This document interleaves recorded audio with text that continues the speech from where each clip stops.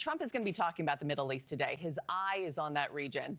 President Trump heads to Ohio and Kentucky to talk affording just everyday life as many Americans worry the war is taking a toll on the economy. NewsNation Washington correspondent Tom Dempsey has more from the White House for us this morning. Tom, the price tag of the war is coming out as a major concern back here at home. How is he about to sell affordability with prices on the rise? Hey, Markie, good morning from the White House. Well, look, affordability is going to be the big focus for speeches and events later today with President Trump in Ohio and Kentucky, with President Trump facing some big questions over the war's impact on the economy. To dive deeper into this issue, new numbers out from the Pentagon provided to our sister publication, The Hill, show the first 2 days of strikes against Iran cost more than $5 billion in munitions, and gas prices are also a major concern right now.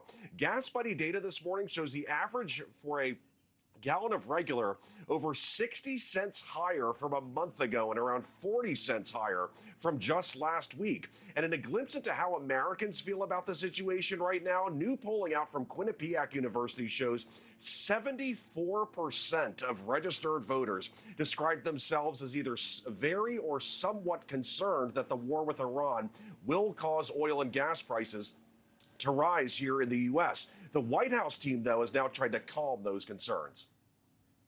Rest assured to the American people, the recent increase in oil and gas prices is temporary, and this operation will result in lower gas prices in the long term.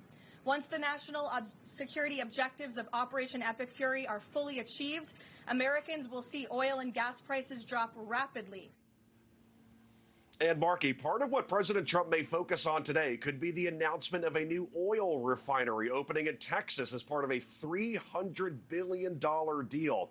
President Trump saying it will fuel U.S. markets and boost energy production. But again, affordability very much on the minds of Americans right now. In that new polling we showed you from Quinnipiac University, only 39% of registered voters who responded said they approved of how President Trump is handling the economy right now. Thank you for watching. Subscribe below and download our NewsNation app right now on your phone, and you will get fact-based, unbiased news for all Americans.